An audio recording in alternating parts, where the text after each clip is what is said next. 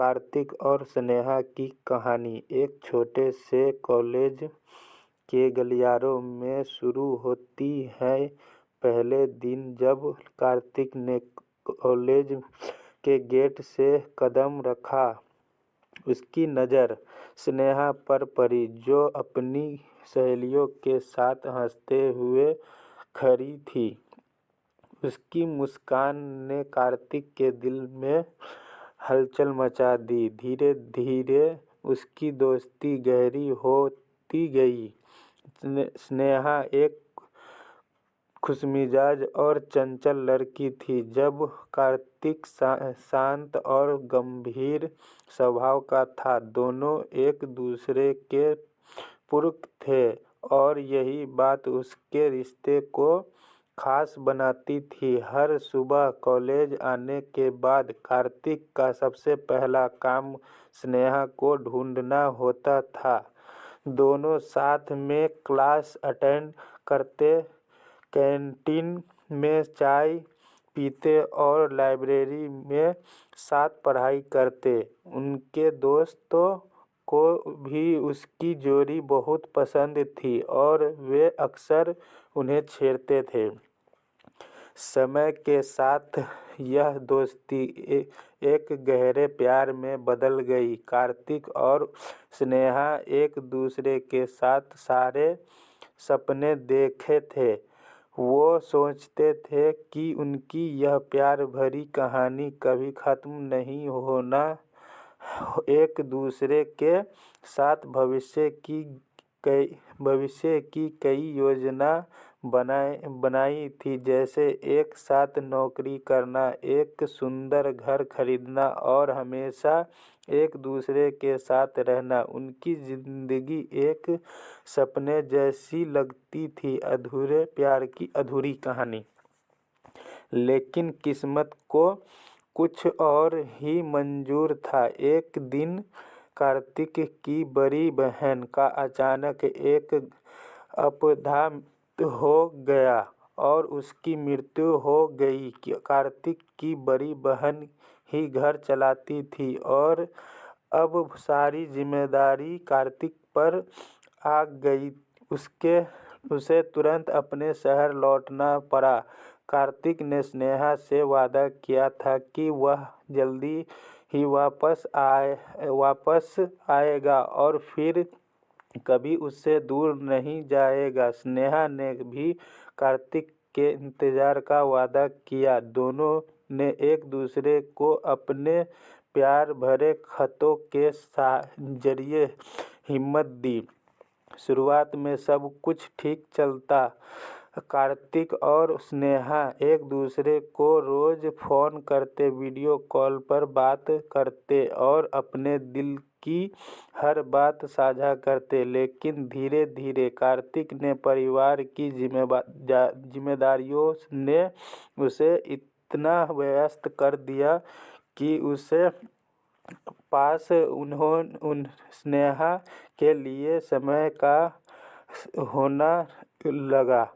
स्नेहा ने बहुत दिनों तक कार्तिक का इंतजार किया, लेकिन धीरे धीरे उम्मीद टूटने लगी। इस बीच स्नेहा के घरवाले ने उसकी शादी के लिए दबाव बनाना शुरू कर दिया।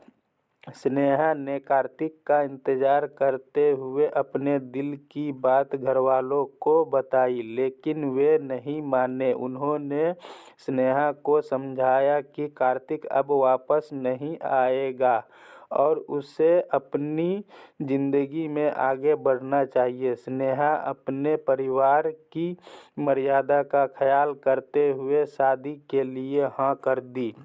स्नेहा की शादी की तैयारियां शुरू हो गई। उसके दिल में कार्तिक के लिए प्यार था, लेकिन वह अपने परिवार की खुशी के लिए यह बलिदान देने को तैयार हो गई। उसने कार्तिक को आखिरी खत लिखा, जिसमें उसने अपने दिल की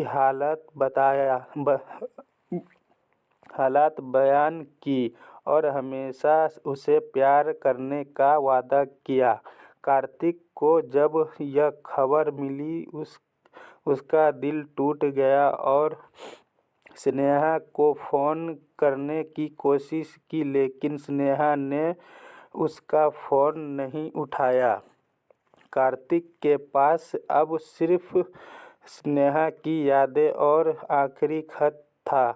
वह वापस आया, लेकिन तब तक बहुत देर हो चुकी थी। स्नेहा की शादी हो चुकी थी और वह अपनी नई जिंदगी में कदम रख चुकी थी। कार्तिक ने स्नेहा को उसकी खुशी के साथ छोड़ दिया और खुद को उसकी यादों में समेट लिया। कार्तिक ने अपनी जिंदगी में फिर कभी किसी और को इतना गहराई से प्यार नहीं किया। उसने अपने आप को काम में डुबा लिया, लेकिन उसके दिल में स्नेहा की यादें हमेशा जिंदा रही। स्नेहा भी अपनी नई जिंदगी में खुश रहने की कोशिश करती रही, लेकिन उसके दिल में कार्तिक की यादें हमेशा ताज़ा रही। इस अधूरी मोहब्बत की कहानी हमें यह सिखाती है कि कभी कभी प्यार अधूरा रह जाता है, लेकिन उसकी मिठास और दर्द हमेशा दिल में बसा रहता है। कार्तिक और स्नेहा अपनी ज़िंदगी में आगे बढ़ गए, लेकिन उनके दिलों में एक दूसरे के लिए जो प्यार था वह कभी ख़त्म नहीं हुआ। यह कहानी उस सभी लोगों के लिए है जिन्होंने कभी किसी से सच्चा प्यार किया और उसे खो दिया। प्यार की यह अधूरी कहानी में यह भी सिखाती है कि कभी कभी हम अपनी खुशियों से बढ़कर अपने परिवार और समाज की मर्यादाओं का ख्याल रखते हैं, भूल ही हमें खुद कितनी भी तकलीफ क्यों न हो।